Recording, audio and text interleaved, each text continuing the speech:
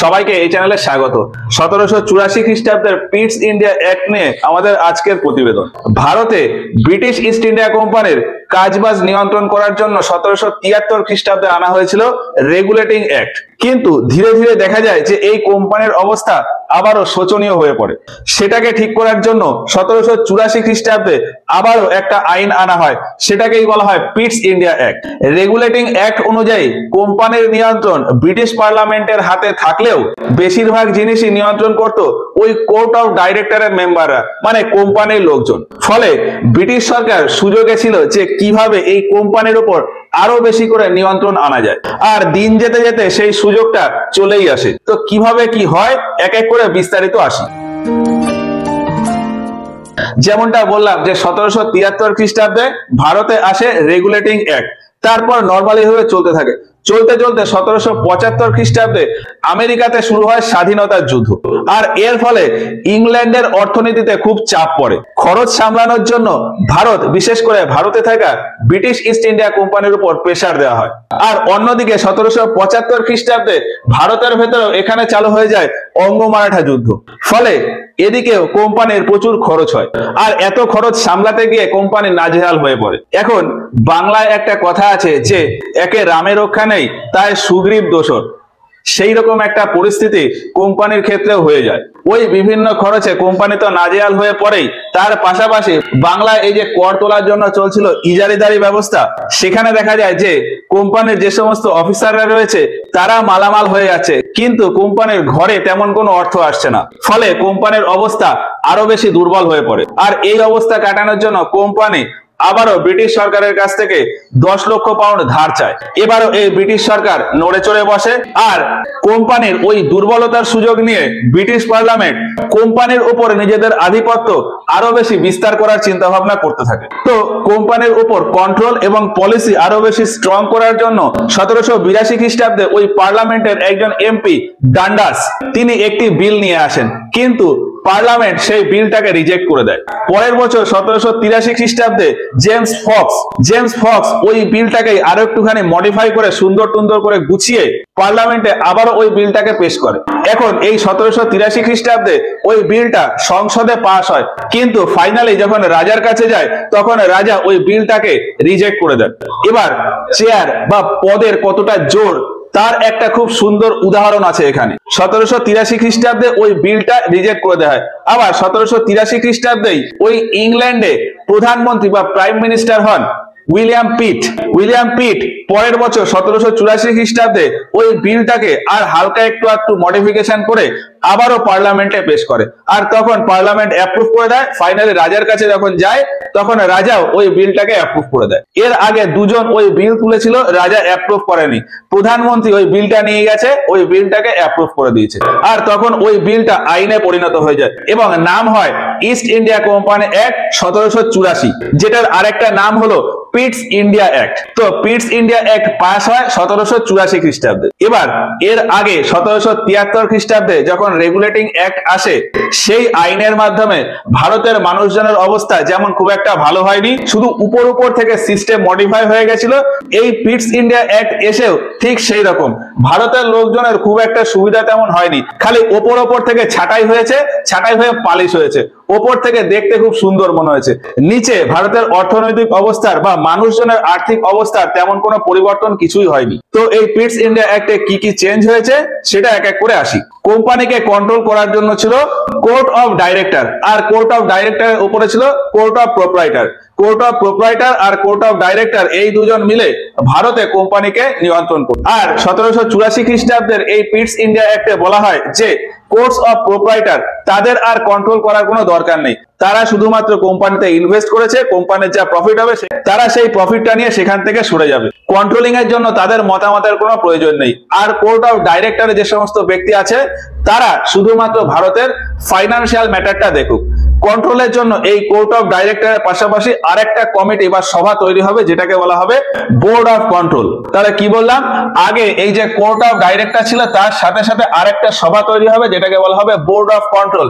এই board of কন্ট্রোলে যে সমস্ত মেম্বাররা থাকবে তারাই ডিসিশন নেবে যে কোম্পানির পুরো পলিসি কেমন হবে, কোম্পানি কিভাবে কি কাজবাজ করবে। কোর্ট অফ ডাইরেক্টরে যে সমস্ত মেম্বাররা রয়েছে তারা শুধুমাত্র ব্যবসার কাজটা দেখুক। আর ভারতে কোম্পানির তো বিভিন্ন জায়গা রয়েছে, সেখানকার প্রশাসন, ভারতে কোথাও কোনো যুদ্ধ হলে সেই যুদ্ধ কিভাবে ম্যানেজ করতে হবে, কিভাবে সন্ধি করতে হবে, সেই পুরো ব্যাপারটা এই বোর্ড অফ কন্ট্রোল দেখে নেবে। এবার এই বোর্ড অফ কন্ট্রোলে কে কে থাকবে? বোর্ড অফ কন্ট্রোলে 6 জন মেম্বার থাকবে। আগে কোর্ট অফ ডাইরেক্টরে যে 24 জন ছিল 24 জনই থাকবে, আর নতুন যে সভাটা তৈরি হলো বোর্ড অফ কন্ট্রোল, এখানে থাকবে 6 জন মেম্বার। এই 6 জনের ভেতর হেড হবে ব্রিটিশ পার্লামেন্টের একজন ক্যাবিনেট মিনিস্টার বা সেক্রেটারি অফ স্টেট, আর একজন থাকবেন পার্লামেন্টের ট্রেজারি ডিপার্টমেন্টের একজন এক্সচেকার। তাহলে এই দুজন হলো, আর 4 জন থাকবেন প্রিভি কাউন্সিলর, যাদেরকে রাজা বা রানী নমিনেট করে দেবে। এই 6 জন মিলে কোম্পানির সমস্ত পলিসি নিয়ন্ত্রণ করবে। আর ওই যে বললাম কোর্ট অফ ডাইরেক্টরকে বলা হয় যে আপনারা মিলে শুধুমাত্র ফাইন্যান্সিয়াল ম্যাটার আর ট্রেড কিভাবে করা যায় সেইটা দেখুন। ভারতে ব্রিটিশ অ্যাডমিনিস্ট্রেটিভ কাজ বা প্রশাসনের কাজ, যুদ্ধ, শান্তি, সন্ধি, এই সমস্ত কাজ বোর্ড অফ কন্ট্রোল দেখে নেবে। তো এইখানে যদি একটু খেয়াল করি, আবারও দুটো পাওয়ার চলে এলো। ফাইন্যান্সিয়াল কাজ করলো কোম্পানি, আর অ্যাডমিনিস্ট্রেটিভ কাজ করলো ব্রিটিশ পার্লামেন্ট। ফলে বলা যায় যে এই পিটস ইন্ডিয়া অ্যাক্টের পরে ভারতে আবারও ডুয়েল গভর্নমেন্টের প্রতিষ্ঠা হয়ে গেল, মানে দ্বৈত শাসনের প্রতিষ্ঠা হয়ে গেল। তবে এই দ্বৈত শাসন নিয়ন্ত্রণ করতো ব্রিটিশ পার্লামেন্ট। এবার এই আইনে আরো বলা হয় যে ভারতে কোম্পানির যত কাজ আর সেই সমস্ত কাজে যত অ্যাপয়েন্টমেন্ট মানে নিয়োগ বা কাউকে সেখান থেকে ট্রান্সফার করে দিতে হবে বা তাকে তার পদ থেকে সরিয়ে দিতে হবে, মানে পদচ্যুতি করে দিতে হবে, সেই সমস্ত জিনিস নিয়ন্ত্রণ করবে রাজা বা রানী। মানে এক কথায় ভারতে কোম্পানির যে কোনো কর্মচারী বা ইংল্যান্ডে বোর্ড অফ ডাইরেক্টরের কোনো মেম্বার, তাদের নিয়োগ, পদচ্যুতি, ট্রান্সফার, এই সমস্ত কিছু কন্ট্রোল করবে রাজা বা রানী। এখন রাজা বা রানী একা তো সব কাজ করবে না, ইনডাইরেক্টলি ওই কাজটা কে করবে? Board of control. তো যাই হোক, এইগুলো হলো। এরপর আরো বলা হয় যে কোম্পানি এর পর থেকে ভারতের কোনো এরিয়া আর দখল করবে না। যুদ্ধ বা অন্য কোনো উপায়ে কোম্পানি ভারতের ভেতরে আর নতুন করে কোনো জায়গা দখল করতে পারবে না। কোম্পানির যত জায়গা দখল করা রয়েছে সেই সমস্তগুলো কোম্পানির থেকে এখন ব্রিটিশ সরকারের আন্ডারে হয়ে গেল, আর সেই সমস্ত জায়গার নতুন একটা নাম দেওয়া হবে, সেটা হলো ব্রিটিশ পজেশনস ইন ইন্ডিয়া। কোম্পানি ভারতের ভেতরে যত জায়গা দখল করেছে সেই সমস্ত জায়গার নাম হয়ে যায় ব্রিটিশ পজেশনস ইন ইন্ডিয়া। এবার ওই যে বললাম কোম্পানি ভারতের ভেতরে নতুন আর জায়গা দখল করতে পারবে না, এর ভিত্তিতেই 1792 খ্রিস্টাব্দে এই এরিয়াতে যখন তৃতীয় অঙ্গ মহীশূর যুদ্ধ হয়, এই যুদ্ধে টিপু সুলতান হেরে যায়। এই সুযোগে ব্রিটিশ কোম্পানি এই পুরো মহীশূর এরিয়া দখল করে নিতে পারত, কিন্তু কর্নওয়ালিস পুরো এরিয়া দখল করেনি, কারণ কর্নওয়ালিসের উপর থেকে প্রেসার ছিল যে কোম্পানি আর নতুন করে জায়গা দখল করতে পারবে না। তাহলে বললাম যে যুদ্ধের পরে জায়গা দখল করতে পারবে না। এবার এখানে আরো একটা কথা বলা হয় যে মাদ্রাস বা বোম্বে প্রেসিডেন্সি এরা যদি কোথাও কোনো যুদ্ধ ঘোষণা করতে চায়, তাহলে আগে এই গভর্নর জেনারেল অফ বেঙ্গল তার কাছ থেকে পারমিশন নিতে হবে। মানে গভর্নর জেনারেল অফ বেঙ্গল এর কাছ থেকে পারমিশন বা এর সাথে কথাবার্তা না বলে ভারতের কোনো এরিয়াতে এই বোম্বে প্রেসিডেন্সির গভর্নর বা মাদ্রাস প্রেসিডেন্সির গভর্নর কেউ যুদ্ধ ঘোষণা করতে পারবে না। আবার এর ওপরে গভর্নর জেনারেল অফ বেঙ্গলকে বলা হয় যে আপনি যদি কোনো যুদ্ধ ঘোষণা করতে চান তাহলে ব্রিটিশ পার্লামেন্টের কাছ থেকে পারমিশন নিতে হবে। মানে গভর্নর জেনারেল অফ বেঙ্গল সে যদি কোথাও কোনো যুদ্ধ করতে চায় বা যুদ্ধ ঘোষণা করতে চায়, তাহলে আগে ব্রিটিশ পার্লামেন্টের সাথে কথাবার্তা বলতে হবে। ইনডাইরেক্টলি পুরো ভারতের ভেতর যদি কোথাও কোনো যুদ্ধ ঘোষণা করতে হয়, তাহলে আগে ওই ব্রিটিশ পার্লামেন্টের সাথে কথাবার্তা বলতে হবে। এবার এই আইনে আরো অনেক প্রভিশন ছিল, যেমন ভারতের এখন বিভিন্ন জায়গাতেই ব্রিটিশ এরিয়া হয়ে গেছে। ওই যে বললাম ব্রিটিশ পজিশনস ইন ইন্ডিয়া।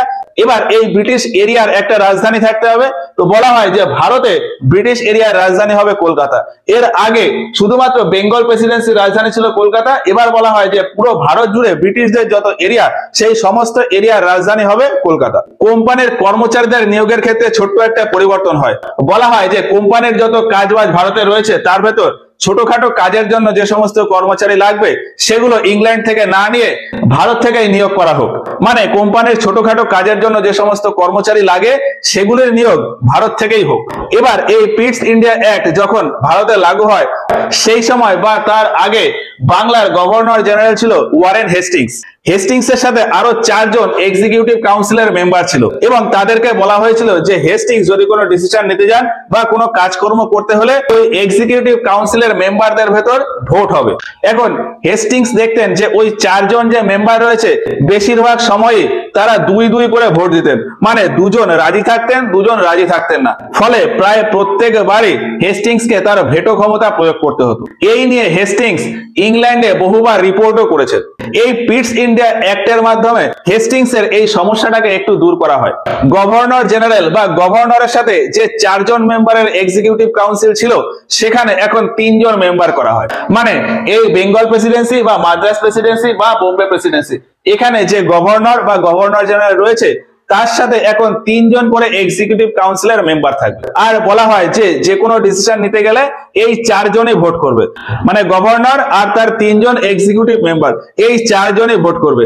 এখন যদি 2-2ও ভোট পড়ে সেক্ষেত্রে ওই ডিসিশনটা অ্যাকসেপ্ট হয়ে যাবে। তাহলে কি বললাম, মেম্বার অফ এক্সিকিউটিভ কাউন্সিল এখানে 4 জন ছিল, সেটাকে কমিয়ে 3 জন করে দেওয়া হয়। আর এই 3 জনের ভেতর বলা হয় যে একজন হবে কমান্ডার ইন চিফ বা সেনাপ্রধান।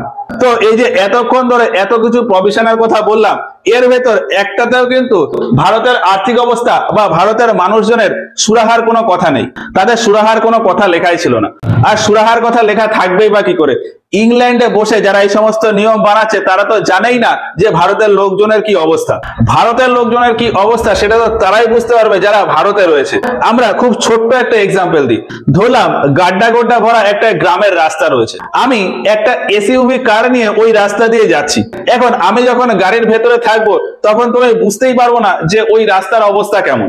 এসইউভি গাড়ির সাসপেনশন খুবই ভালো, তার জন্য আমি যে গাড়ির ভেতর বসে রয়েছি রাস্তার যে ভাইব্রেশন হচ্ছে সেটা আমি বুঝতেই পারবো না। অন্যদিকে আমি মনে মনে ভাববো যে রাস্তায় তো কোনো সমস্যা নেই, আমি বিন্দাস যাচ্ছি, রাস্তা যদি খারাপ হতো তাহলে তো আমি গাড়ির ভেতর থেকে বুঝতে পারতাম। কিন্তু রাস্তা খারাপের জন্য যে কতটা কষ্ট হচ্ছে বা অসুবিধা হচ্ছে সেটা ওই রাস্তা দিয়ে যে বাইক বা সাইকেল নিয়ে যাচ্ছে সেই বুঝতে পারবে।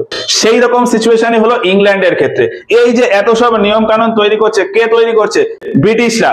ইংল্যান্ডে বসে ভারতের জন্য নিয়ম কানুন তৈরি করছে। তারা কি করে বুঝবে যে ভারতে কোথায় অসুবিধা হচ্ছে, কোথায় কোনটা ঠিক করতে হবে? তো যাই হোক, ওপর থেকে এরকম বিভিন্ন নিয়ম টিয়ম সেট করে, আর শেষমেশ তারা জানতো যে তাদের কোম্পানির লোকজন একটু দুর্নীতি করে, সেটা একটু আটকানোর জন্য একটা ছোট্ট ব্যবস্থা নেয়। সেটা কি? দুর্নীতি ঠেকানোর জন্য এই আইনে বলা হয় যে ভারতে যে সমস্ত কোম্পানির লোকজন কাজ করছে তারা কাজের শেষে রিটায়ার নিয়ে যখন ভারত থেকে ইংল্যান্ডে যাবে তখন ভারতে কোথায় কি ডিউটি করেছে, কোথায় কেমন ইনকাম হয়েছে, কোথায় কেমন খরচ করেছে, কোথায় কি জমিয়েছে, তার স্থাবর অস্থাবর সম্পত্তি, সেই সমস্ত কিছুর হিসাব নিয়ে সর্বোপরি কি পরিমাণ অর্থ নিয়ে ভারত থেকে ইংল্যান্ডে ফিরছে সেই সমস্ত কিছু ব্রিটিশ পার্লামেন্টে গিয়ে প্রথমে বুঝিয়ে দেবে, তারপরেই দেশে ফিরতে পারবে। তো নতুন করে এই প্রভিশন গুলো হলো, আর এর আগে রেগুলেটিং অ্যাক্টে যা ছিল সেগুলো আগের মতন কন্টিনিউ থেকেই যায়। এইভাবে থাকতে থাকতে 1813 খ্রিস্টাব্দে আবার আসে চার্টার অ্যাক্ট। তো চার্টার অ্যাক্ট নিয়ে আমরা পরের ভিডিওগুলোতে আলোচনা করব। আজকের মতো ক্লাসটা এই পর্যন্তই। ভিডিওটা ভালো লাগলে একটা লাইক করো। ইন্ডিয়ান হিস্ট্রির এই ক্লাসগুলো সম্পর্কে তোমাদের মতামত আমাদেরকে কমেন্ট বক্সে জানিও। কোথাও যদি কোনো কনফিউশন বা ডাউট থাকে সেগুলো আমাদেরকে কমেন্ট বক্সে জানাতে পারো। তো আজকের মতো ক্লাসটা এখানেই শেষ করছি। দেখা হচ্ছে এর পরের ভিডিওতে কর্নওয়ালিস নিয়ে। আর নোট তৈরির জন্য এর একটা স্ক্রিনশট নিয়ে নিতে পারো।